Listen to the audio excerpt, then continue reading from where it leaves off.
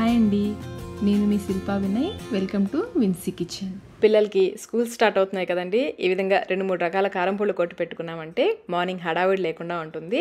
ఇడ్లీలోకే కాదు, అన్ని రకాల టిఫిన్స్లోకి చాలా బాగుంటాయి. ఇంకా వేడివేడి అన్నంలోకి నెయ్యి వేసుకుని తింటే కూడా చాలా బాగుంటాయి. ఇక ఈ కరివేపాకు పొడి అయితే హెల్త్కి చాలా చాలా మంచిది. అలాగే మనం వేపుడు కూరలు చేసినప్పుడు ఈ పొడిని చివరిలో కొంచెం చల్లామంటే వేపుడు రుచి మరింత పెరుగుతుంది. ఈ పల్లి పొడిని చూడండి, దీన్ని పొడిలాగా వేసుకోవచ్చు, కొంచెం నీళ్లు కలిపి ఇన్స్టెంట్ చట్నీలాగా కూడా చేసుకోవచ్చు. 2 విధాలుగా ఈ పొడిని వాడుకోవచ్చు. ముందైతే మనం ఈ పల్లి కారం పొడిని ఎలా తయారు చేసుకోవాలో చూద్దాము. ప్యాన్లో 1 కప్పు పల్లీలు వేసుకుని లో టు మీడియం ఫ్లేమ్లో మాడిపోకుండా కలుపుకుంటూ వేయించుకోవాలి. చూడండి, ఈ విధంగా బాగా వేయించుకోవాలి. ఇప్పుడు ఈ పల్లీల్ని ఒక ప్లేట్లోకి పోసుకుని పూర్తిగా చల్లారనివ్వాలి. ఇప్పుడు మళ్ళీ స్టవ్ పైన ప్యాన్ పెట్టేసుకొని మనం పల్లీలు ఎంత తీసుకున్నామో పుట్నాలు, తినే శనగపప్పు అంటారు కదా, వాటిని కూడా 2 నిమిషాల పాటు లో ఫ్లేమ్లో వేయించుకోవాలి. లైట్గా వేగితే సరిపోతుందండి, మరి ఎక్కువసేపు అవసరం లేదు. ఇప్పుడు వీటిని కూడా ఈ పల్లీలోకి వేసేసుకోవాలి. ఇప్పుడు మళ్ళీ స్టవ్ పైన ప్యాన్ పెట్టేసుకొని 1/2 కప్పు కొబ్బరి ముక్కలు, ఎండు కొబ్బరి ముక్కలు, మీరు వద్దనుకుంటే స్కిప్ చేసేయచ్చు, కావాలంటే వేసుకోవచ్చు. 1/2 కప్పు వేసుకుంటే సరిపోతుంది. వీటిని కూడా 2 నిమిషాల పాటు వేయించుకొని పళ్ళెంలోకి వేసేసుకోండి. ఇప్పుడు ప్యాన్లో 2 టీ స్పూన్ల వరకు నూనె వేసుకుని, నూనె కాగిన తర్వాత 20 వరకు ఎండుమిర్చిని ఈ విధంగా తుంపి వేసుకోవాలి. మీరు తినే ఘాటును బట్టి కొంచెం తగ్గించైనా వేసుకోవచ్చు. 20 అయితే కరెక్ట్గా సరిపోతాయి. వీటిని లో ఫ్లేమ్లో మాడిపోకుండా కలుపుకుంటూ వేయించుకోవాలి. ఎండుమిర్చి కొంచెం వేగిన తర్వాత 1 టీ స్పూన్ జీలకర్ర కూడా వేసుకొని 1-2 నిమిషాల పాటు వేయించుకుంటే సరిపోతుంది. ఎండుమిర్చిని విధంగా క్రిస్పీగా వేయించుకొని ఇప్పుడు వీటిని మరొక ప్లేట్లోకి వేసేసుకోవాలి. ఇలా టిష్యూతో తీసుకుంటే ప్యాన్లో ఏమీ లేకుండా నీట్గా వచ్చేస్తుంది. ఇప్పుడు మళ్ళీ స్టవ్ పైన ప్యాన్ పెట్టేసుకొని 1 కప్పు వరకు కరివేపాకుని శుభ్రంగా కడిగి తడేమీ లేకుండా తుడుచుకొని వేసుకోవాలి. లో ఫ్లేమ్లో కలుపుకుంటూ మాడిపోకుండా క్రిస్పీగా అయ్యేంత వరకు వేయించుకోవాలి. చూడండి, ఈ విధంగా క్రిస్పీగా వేయించుకొని వీటిని కూడా ఎండుమిర్చి వేసుకున్న ప్లేట్లోకి వేసేసుకోవాలి. ఇప్పుడు వీటిని పూర్తిగా చల్లారనివ్వాలి. మళ్ళీ స్టవ్ పైన ప్యాన్ పెట్టుకుని చిన్న నిమ్మకాయ అంత చింతపండుని శుభ్రం చేసుకుని వేసుకోవాలి. లో ఫ్లేమ్లో 1 నిమిషం పాటు వేయించుకొని స్టవ్ ఆఫ్ చేసేసుకొని ఈ చింతపండుని ప్యాన్లోనే ఉంచేసారంటే చక్కగా బాగా డ్రైగా అయిపోతుంది. మనం గ్రైండ్ చేసినప్పుడు చింతపండు ముద్దలు ముద్దలుగా లేకుండా చక్కగా పొడి పొడిగా అయిపోతుంది. స్టవ్ ఆఫ్ చేసేసుకొని చింతపండుని ఈ ప్యాన్లోనే పూర్తిగా చల్లారనివ్వాలి. ఎండుమిర్చి, కరివేపాకు పూర్తిగా చల్లారిన తర్వాత మిక్సీ జార్లోకి వేసుకోవాలి. మిక్సీ జార్ కూడా తడి లేకుండా చూసుకోండి. అలాగే రుచికి సరిపడినంత ఉప్పు, ఇక నేను కళ్ళుప్పు వేస్తున్నాను. మధ్య మధ్యలో ఆపుకుంటూ వీలైనంత మెత్తగా గ్రైండ్ చేసుకోవాలి. చూడండి, ఈ విధంగా బాగా మెత్తగా గ్రైండ్ చేసుకోవాలి. ఇప్పుడు ఇందులో పూర్తిగా చల్లారిన పల్లీలు, పుట్నాలు, ఎండు కొబ్బరి ముక్కలు ఉన్నాయి కదా, వాటిని వేసుకోవాలి. మీరు కావాలంటే మొత్తం ఒకేసారి కాకుండా 2 సార్లుగా గ్రైండ్ చేసుకోవచ్చు. అయితే మధ్య మధ్యలో ఆపుకుంటూ గ్రైండ్ చేసుకోవాలి, లేదంటే ఈ పల్లీలో నుంచి నూనె వచ్చేస్తుంది. ఇలా గ్రైండ్ చేసుకున్న తర్వాత మనం వేయించి పెట్టుకున్న చింతపండు, 10 నుంచి 12 వరకు వెల్లుల్లి రెబ్బలు కూడా వేసుకుని ఒకసారి ఈ పొడిలో ఇవి బాగా కలిసేలాగా కలుపుకోవాలి. ఇలా కలుపుకున్న తర్వాత గ్రైండ్ చేసుకుంటే ఈ పొడిలో ఇవి బాగా కలిసిపోతాయి. ఒకేసారి కంటిన్యూస్గా తిప్పకుండా మధ్య మధ్యలో ఆపుకుంటూ గ్రైండ్ చేసుకోవాలి. అంతేనండి, పల్లి కారం పొడి రెడీ అయిపోయింది. గ్రైండ్ చేసిన వెంటనే ఈ పొడి కొంచెం వేడిగా ఉంటుంది కదా, ఆ వేడి చల్లారిన తర్వాత ఒక ప్లేట్లోకి పోసేసుకుని ఆ వేడి కొంచెం చల్లారిన తర్వాత 8 గ్లాస్ జార్లో స్టోర్ చేసుకుంటే మనకి 1-2 నెలల వరకు నిల్వ ఉంటుంది. ఫ్రిడ్జ్లో అయితే మీకు ఇంకా ఎక్కువ కాలం నిల్వ ఉంటుంది. దీన్నే మనం చట్నీ ప్రీమిక్స్గా కూడా వాడుకోవచ్చు. వర్కింగ్ ఉమెన్కి, బ్యాచులర్స్కి, రూమ్స్లో ఉండే వాళ్ళకి ఈ చట్నీ ప్రీమిక్స్ చాలా బాగా ఉపయోగపడుతుంది.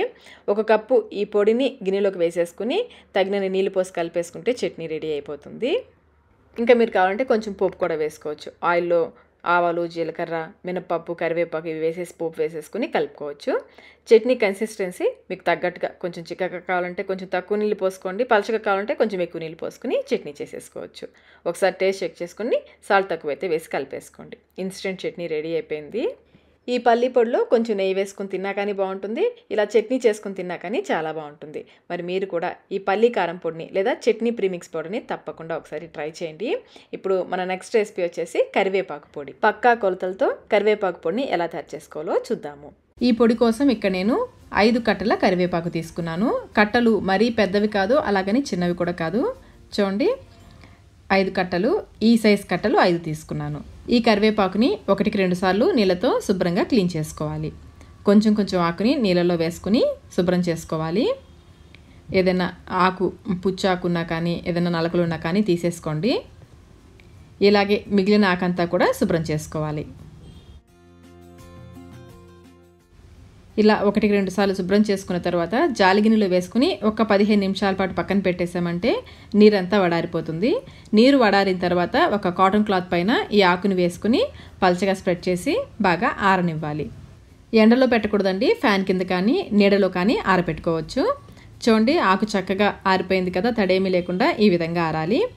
ఇప్పుడు ఈ ఆకుని ఒలుచుకొని ఒకసారి కప్ మెజర్మెంట్లో కూడా చూద్దాము. కప్లో మరి గట్టిగా నొక్కి పెట్టొద్దు, కొంచెం ఈ విధంగా పైపైన వేసుకోవాలి. ఇలా కొలుచుకున్న ఆకుని ఒక గిన్నెలోకి వేసేసుకోండి. ఇలా ఏదైనా కప్పుతో కానీ గిన్నెతో కానీ కొలిచి తీసుకుంటే ఫస్ట్ టైం చేసే వాళ్ళకి ఈజీగా ఉంటుంది. ఈ కరివేపాకు హెల్త్కి చాలా మంచిదండి. ముఖ్యంగా హెయిర్ గ్రోత్కి, జుట్టు బాగా పెరగడానికి ఉపయోగపడుతుంది. పిల్లలు కరివేపాకు తినమంటే ఇష్టపడరు కదా, చక్కగా ఇలా పొడి చేసి పెట్టుకుని అన్నంలో, వేడి అన్నంలో మొదటి 2 ముద్దలు కొంచెం నెయ్యి వేసి కలిపెట్టండి, వద్దనకుండా తినేస్తారు, అంత రుచిగా ఉంటుంది. అలాగే ఇడ్లీలో కూడా కొంచెం నెయ్యి వేసేసి ఇడ్లీలోకి కూడా చాలా బాగుంటుంది, ఉప్మాలోకి బాగుంటుంది, పెరుగన్నంలోకి నంచుకుంటాం కదా, దాంట్లో కూడా ఈ పొడి వేసుకుంటే చాలా బాగుంటుంది. అలాగే వంట చేసే ఓపిక లేనప్పుడు పిల్లలకి లంచ్ బాక్స్లోకి ఈ పొడి వేసేసి కలిపేసి పెట్టేసి కొంచెం పెరుగన్నం కూడా పెట్టేశారంటే ఇంతకంటే హెల్దీ కర్రీ కూడా ఉండదు, అంత హెల్దీ. మరి కరివేపాకు పొడి చూసారు కదా, ఇక్కడ మనకి 6 కప్పుల కరివేపాకు వచ్చింది. దీన్ని పక్కన పెట్టేసుకోండి. ఇప్పుడు స్టవ్ పైన ప్యాన్ పెట్టుకుని 2 టేబుల్ స్పూన్ల నూనె వేసి, నూనె కాగిన తర్వాత 1/2 టీ స్పూన్ మెంతులు వేసి వేయించుకోవాలి. మెంతులు ఎర్రగా వేగిన తర్వాత మిగిలిన పోపు దినుసులు వేసుకోవాలి. ఇందులో 2 టేబుల్ స్పూన్ల పచ్చిశనగపప్పు, 2 టేబుల్ స్పూన్ల మినపగుళ్ళు కూడా వేసుకోవాలి.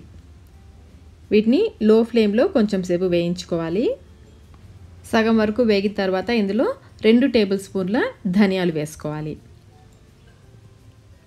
ఈ ధనియాల్ని కూడా ఒక 2 నిమిషాల పాటు వేయించుకోవాలి. 2 నిమిషాల తర్వాత 1 టేబుల్ స్పూన్ జీలకర్ర వేసుకుని 1 నిమిషం పాటు వేయించుకోవాలి. జీలకర్ర ఎక్కువసేపు వేగాల్సిన అవసరం లేదు, 1 నిమిషం పాటు వేయించుకొని వీటిని ఆయిల్లో నుంచి తీసేసుకోవాలి. ఇందులో ఉన్న ఎక్సెస్ ఆయిల్ అంతా పక్కకి తీసేసుకుని పోపు దినుసులు మాత్రమే తీసేసుకోవాలి. చూడండి, నాకు కొంచెం నూనె మిగిలింది కదా, ఈ నూనెలో మనం ఎండుమిరపకాయలు వేయించుకుందాము. నేను 5 కట్టలకి 40 ఎండుమిర్చి తీసుకున్నాను. అదే కప్ మెజర్మెంట్లో అయితే ఒక కాయని ఈ విధంగా 2 ముక్కలుగా తుంపేసి నేను 2 కప్పుల ఎండుమిర్చి తీసుకున్నాను. 40 కాయలు ఎండుమిర్చి లేదా 2 కప్పుల ఎండుమిరపకాయ ముక్కలు. లో ఫ్లేమ్లో మాడిపోకుండా కలుపుకుంటూ వేయించుకోవాలి. ఎండుమిర్చి ఎక్కువేమీ అవ్వండి, కరెక్ట్గానే సరిపోతాయి. మనం పొడి చేసినప్పుడు కొంచెం కారంగా అనిపిస్తుంది, 2 రోజులకి కరివేపాకు పొడి చప్పబడుతుంది. కాబట్టి ఈ కరివేపాకు పొడి చేసుకున్నప్పుడు కొంచెం కారంగా ఉండేలాగా చేసుకోవాలి. చూడండి, ఈ విధంగా బాగా క్రిస్పీగా అయ్యేంత వరకు వేయించుకోవాలి. ఇప్పుడు వీటిని కూడా తీసి పక్కన పెట్టేసుకోండి. ఇప్పుడు మళ్ళీ స్టవ్ పైన ప్యాన్ పెట్టేసుకొని 2 టీ స్పూన్ల నూనె వేసి, నూనె కాగిన తర్వాత మనం చక్కగా ఆరబెట్టుకున్న కరివేపాకు ఉంది కదా, ఆ కరివేపాకు అంతా వేసేసుకోవాలి. మీరు ఎక్కువ క్వాంటిటీలో చేస్తున్నట్లయితే కరివేపాకుని కొంచెం వేసి వేయించుకోండి. నేనైతే మొత్తం ఒకేసారి వేసేస్తున్నాను. ఈ ప్యాన్కి సరిపడా ఆకుంది, చక్కగా వేగిపోతుంది. లో ఫ్లేమ్లోనే కలుపుకుంటూ కొంచెం క్రిస్పీగా అయ్యేంత వరకు వేయించుకోవాలి. ఇలా క్రిస్పీగా వేయించుకుని స్టవ్ ఆఫ్ చేసేసి ఈ కరివేపాకుని పూర్తిగా చల్లారనివ్వాలి. ఈలోపు మనం వేయించుకున్న ఎండుమిర్చి పూర్తిగా చల్లారిపోయి ఉంటుంది. దాన్ని మిక్సీ జార్లోకి వేసేసుకొని దీంతో పాటుగా 1 టేబుల్ స్పూన్, నేను ఇక్కడ కల్లుప్పు వేస్తున్నానండి, మీరు మామూలు సాల్ట్, టేబుల్ సాల్ట్ వేస్తున్నట్లయితే కొంచెం తగ్గించి వేసుకోండి. కొంచెం పలుకులుగా గ్రైండ్ చేసుకోవాలి. ఒకసారి అంతా మనకి జార్లో అడుగున అంటుకుపోయి ఉంటుంది, అదంతా కూడా తీసేసుకోండి, లేదంటే పొడి సరిగ్గా కలవదు. ఇప్పుడు ఇందులో మనం వేయించి పెట్టుకున్న పప్పులు ఉన్నాయి కదా, అవి కూడా వేసేసుకొని వీటిని కూడా కొంచెం కచ్చాపచ్చాగా గ్రైండ్ చేసుకోవాలి. ఈ విధంగా గ్రైండ్ చేసుకొని పూర్తిగా చల్లారిన కరివేపాకుని కొంచెం వేసుకుంటూ గ్రైండ్ చేసుకోవాలి. ఒకసారి గ్రైండ్ అయిన తర్వాత మరి కొంచెం కరివేపాకు వేసుకోవాలి.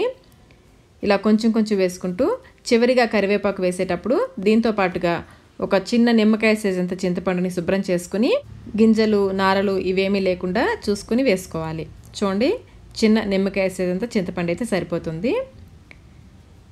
దీన్ని కూడా వేసుకొని గ్రైండ్ చేసుకోవాలి. మరీ మెత్తగా కాకుండా కొంచెం పలుకులుగా ఉండేలాగా గ్రైండ్ చేసుకోవాలి. చూడండి, ఈ విధంగా గ్రైండ్ చేసుకోవాలి. ఇప్పుడు ఇందులో చివరిగా ఒక పెద్ద వెల్లుల్లి గడ్డ అంతా కూడా ఒలుచుకొని వేసేసుకొని 1 లేదా 2 పల్సెస్ ఇవ్వాలి. ఒకసారి కలిపేసుకొని ఫాస్ట్గా గ్రైండ్ చేయొద్దు, 1 లేదా 2 పల్సెస్ ఇస్తే సరిపోతుంది. ఈ వెల్లుల్లి కొంచెం కచ్చాపచ్చాగా గ్రైండ్ అయితే సరిపోతుంది. చూడండి, ఈ విధంగా ఉండాలి. అంతేనండి, ఎంతో కమ్మని కరివేపాకు పొడి రెడీ అయిపోయింది. ఇవే కొలతలండి. మీరు ఎప్పుడు చేసినా కానీ చాలా అంటే చాలా రుచిగా వస్తుంది. నేను కళ్ళుప్పు వేశాను కదా, నార్మల్ సాల్ట్ వేసే వాళ్ళైతే కొంచెం తగ్గించి వేసుకోండి. ఇప్పుడు మనం హోటల్ స్టైల్ ఇడ్లీ కారం పొడి రెసిపీని చూద్దాము. ఈ పొడి కోసం ముందుగా ప్యాన్లో 1 టీ స్పూన్ నూనె వేసేసి, నూనె కాగిన తర్వాత 1 కప్పు పచ్చిశనగపప్పు వేసుకోవాలి. వెయిట్లో వచ్చేసి 200 గ్రాముల పచ్చిశనగపప్పు. లో ఫ్లేమ్లో ఇవి ఎర్రగా అయ్యేంత వరకు వేయించుకోవాలి. ఇవి ఎంత బాగా వేగితే, పప్పులు ఎంత బాగా వేగితే కారపొడి రుచి అంత బాగుంటుంది. వీలైనంత లో ఫ్లేమ్లో ఈ విధంగా ఎర్రగా వేయించేసుకోవాలి. ఇప్పుడు ఈ పప్పుని ఒక వెడల్పాటి పళ్ళెంలోకి పోసేసుకోవాలి. మళ్ళీ స్టవ్ పైన ప్యాన్ పెట్టేసుకుని 1 టీ స్పూన్ నూనె వేసి, నూనె కాగిన తర్వాత 1 కప్పు మినపగుళ్ళు వేసుకోవాలి. నేను 3/4 కప్పు మామూలు మినపగుళ్ళు, మిగతా 1/4 కప్పు వచ్చేసి పొట్టుతో ఉన్న మినపగుళ్ళు ఉంటాయి కదా, మినుములు అంటారు, అవి వేస్తున్నాను. మీ దగ్గర ఈ పొట్టుపప్పు లేకపోతే మొత్తం 1 కప్పు మామూలు మినపగుళ్ళు వేసేసుకోవచ్చు. మినుములు వేగడానికి కొంచెం టైం పడుతుంది కాబట్టి ముందు మినుములు మాత్రమే వేసుకుని లో ఫ్లేమ్లో ఒక 2 నిమిషాల పాటు వేయించుకోవాలి. మినుములు వేగిన తర్వాత, కొంచెం వేగిన తర్వాత 3/4 కప్పు మినపగుళ్ళు వేసుకుని ఇవి కూడా లో ఫ్లేమ్లో ఎర్రగా వేయించుకోవాలి.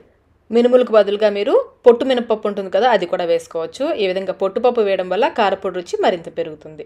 చూడండి, ఈ విధంగా ఎర్రగా వేయించేసుకుని వీటిని తీసేసి ముందు మనం పచ్చనపప్పు వేసుకున్నాం కదా, అదే పళ్ళెంలోకి వేసేసుకోవాలి. మళ్ళీ స్టవ్ పైన ప్యాన్ పెట్టేసుకుని 1 టీ స్పూన్ నూనె వేసి, నూనె కాగిన తర్వాత 1/2 కప్పు ధనియాలు వేసుకోవాలి. ఇవి వెయిట్లో వచ్చేసి 40 గ్రాముల ధనియాలు. వీటిని కూడా లో ఫ్లేమ్లో వేయించుకోవాలి. ధనియాలు సగం వరకు వేగిన తర్వాత ఇందులో 2 టేబుల్ స్పూన్ల నువ్వులు వేసుకోవాలి. వెయిట్లో వచ్చేసి 20 గ్రాముల నువ్వులు. ఈ నువ్వుల్ని చిటపటలాడడం స్టార్ట్ అయ్యేంత వరకు వేయించుకోవాలి. లో ఫ్లేమ్లోనే వేయించుకోవాలి. ఇవి కొంచెం చిటపటలాడడం స్టార్ట్ అవ్వగానే వెంటనే ఇందులో 1 టేబుల్ స్పూన్ మిరియాలు, వెయిట్లో వచ్చేసి 10 గ్రాములు, అలాగే 1/4 కప్పు జీలకర్ర, వెయిట్లో వచ్చేసి 30 గ్రాముల జీలకర్ర. ఇవి ఎక్కువసేపు వేగాల్సిన అవసరం లేదు, 1-2 నిమిషాల పాటు వేయిస్తే సరిపోతుంది. అందుకని చివర్లో వేసేసుకుని 1-2 నిమిషాల పాటు వేయించేసి వీటిని కూడా తీసి పప్పులు వేసుకున్నాం కదా, అందులో వేసేసుకోవాలి. మళ్ళీ స్టవ్ పైన ప్యాన్ పెట్టేసుకుని 1 టీ స్పూన్ నూనె వేసి, నూనె వేడెక్కిన తర్వాత 50 గ్రాముల ఎండుమిర్చిని ఈ విధంగా తుంపి వేసుకోవాలి. కప్ మెజర్మెంట్లో అయితే 2 కప్పుల ఎండుమిర్చి ముక్కలు. ఒక్కొక్క ఎండుమిర్చిని చూడండి, ఈ విధంగా 2 ముక్కలుగా చేసి 2 కప్పులు తీసుకున్నాను. వెయిట్లో వచ్చేసి 50 గ్రాముల ఎండుమిర్చి. ఈ విధంగా తుంపి వేసుకుంటే మిర్చి బాగా వేగుతుంది. వీటిని కూడా లో ఫ్లేమ్లో మాడిపోకుండా కరకరలాడేంత వరకు వేయించుకోవాలి. ఎండుమిర్చి కూడా వేగిపోయింది. వీటిని కూడా తీసేసి దినుసులు వేసుకున్నాం కదా, అందులో వేసేసుకోవాలి. చివరిగా మళ్ళీ ఒకసారి ప్యాన్ పెట్టేసుకుని 1 టీ స్పూన్ నూనె వేసేసి, నూనె కాగిన తర్వాత 1 కప్పు కరివేపాకు వేసుకుని వేయించుకోవాలి. కరివేపాకుని ముందే శుభ్రంగా కడిగి తడేమీ లేకుండా ఆరబెట్టుకోవాలి. లో ఫ్లేమ్లో ఇవి క్రిస్పీగా అయ్యేంత వరకు వేయించుకోవాలి. ఈ విధంగా కరకరలాడేంత వరకు వేయించేసుకుని వీటిని కూడా ఇందులో వేసేసుకోవాలి. ఇప్పుడు ఇందులో 1 కప్పు పుట్నాలు, తినేశనగపప్పు అంటారు కదా, 1 కప్పు వేసుకోవాలి. పుట్నాలు కరకరలాడుతూ ఫ్రెష్గా ఉంటే డైరెక్ట్గా వేసేసుకోవచ్చు. లేదంటే ఒకవేళ మెత్తగా ఉన్నాయి అనిపిస్తే 1-2 నిమిషాల పాటు వేయించుకుని లో ఫ్లేమ్లో అప్పుడు ఇందులో వేసి కలుపుకోవాలి. ఇప్పుడు వీటిని పూర్తిగా చల్లారనివ్వాలి.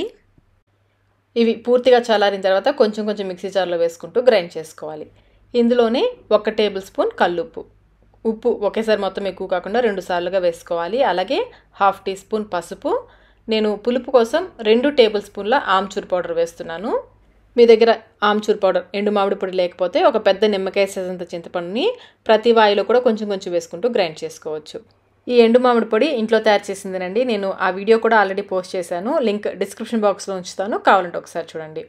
మరి మెత్తగా కాకుండా కొంచెం బరకగా గ్రైండ్ చేసేసుకుని ఒక వెడల్పాటి పళ్ళెంలోకి తీసేసుకోవాలి. నేను పప్పులు వేయించిన ప్యాన్ ఉంది కదా, అందులో వేసేస్తున్నాను. ఇలాగే కొంచెం కొంచెం ఈ పప్పులు వేసుకుంటూ మరీ మెత్తగా కాకుండా కొంచెం బరకగా ఉండేలాగా గ్రైండ్ చేసుకోవాలి. నేను చివరి వాయిలో మరొక టేబుల్ స్పూన్ కల్లుప్పు వేశాను. అలాగే 1/2 కప్పు వెల్లుల్లి రెబ్బలు. పైన తొక్క పూర్తిగా తీయాల్సిన అవసరం లేదు. అలాగే ఇందులో మనం కల్లుప్పు వేసాం కదా, 2 టేబుల్ స్పూన్లు. అదే మీరు సాల్ట్ వేస్తున్నట్లయితే కొంచెం తగ్గించి వేసుకోండి.